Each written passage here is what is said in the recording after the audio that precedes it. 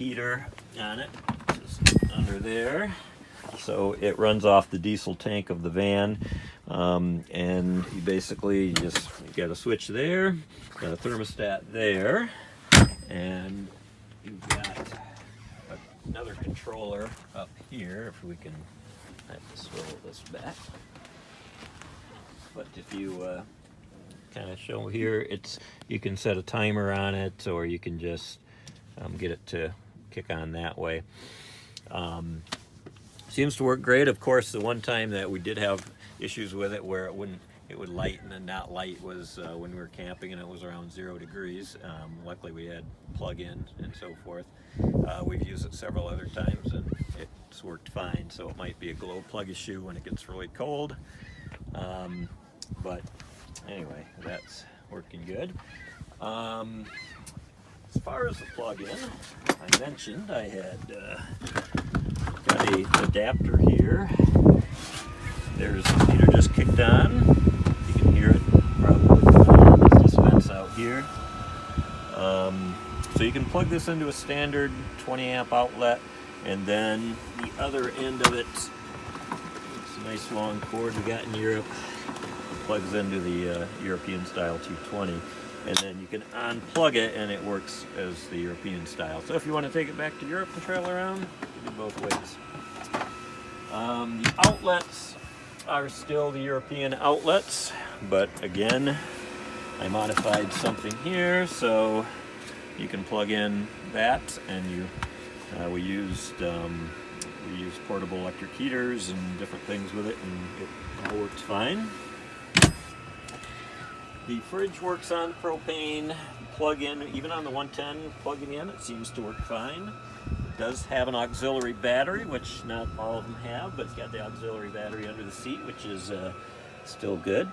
And that runs the lights. I'm not sure because our van's a adventure wagon, but I think, it's got 2 fluorescent lights here and 1 here, which seems to be more of a European thing.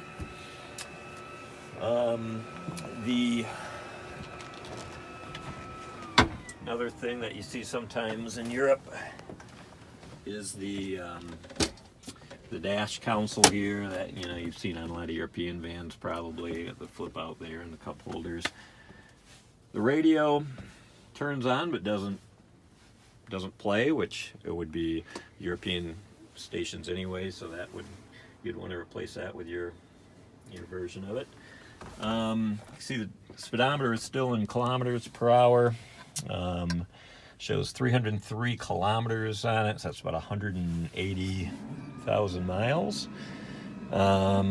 Everything works. It's got an aftermarket cruise that I haven't really messed with. That doesn't work. This is some kind of aftermarket alarm system that I haven't messed with either. Don't think it's hooked up. My favorite feature probably is the 5-speed with a turbo diesel. 5th gear is about the same as a 4th gear in a standard Westie at 6,200 kilometers an hour, 62 miles an hour. You're hitting about 3,200 RPM, which seems about what our other one does in 4th, but it's just they're more evenly spaced. You got a little lower first and then evenly spaced so you can always stay in the power band, which is really nice.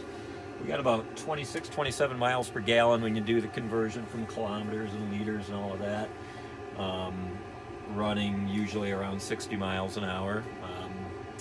One time coming out of Paris, I did get up to 130 kilometers an hour, which is nearly 80, so it will go, but generally, like most Vanagons, it's happy around 60. Come out here, show you the motor. Of course, obligatory fire extinguisher, although without gas, it's not nearly as scary. The fuel lines are not as likely to leave you in a fireball. So, 1.6JX turbo diesel motor, never brought to the United States, based on a little heavier version of the 1.6, naturally aspirated, but this one's got the turbo. They only rank it at 70 horsepower. I'm not sure the torque, but it feels a lot better. It feels about like a Wazzer Boxer when you drive it.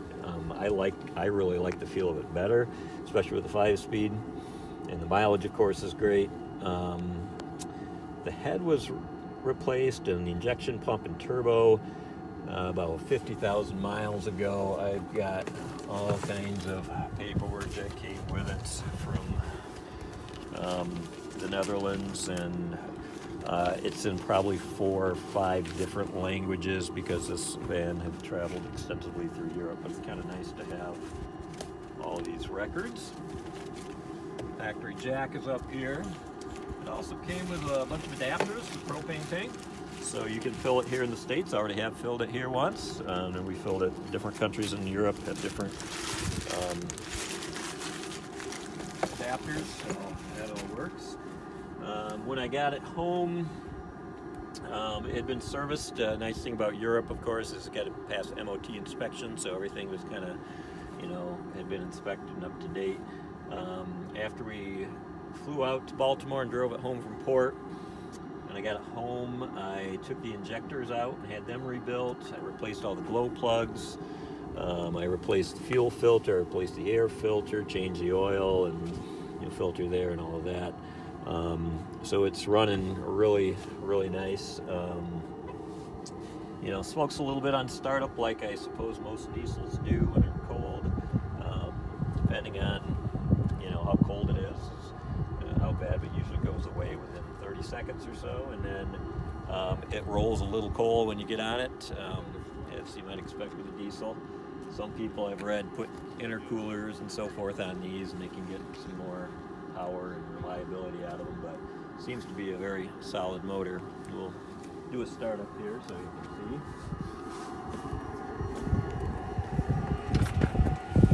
see. So come in here, typical dash, got the glow plug light going there. So if you want to go around back and you can show the motor and the exhaust when it starts. See.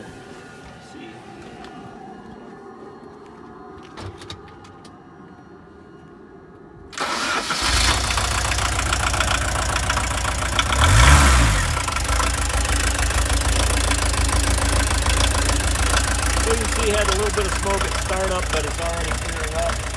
And after say it runs for a minute or less, you really don't see the smoke at all. And then going down the road, it's nice. It has the typical nice diesel sound here.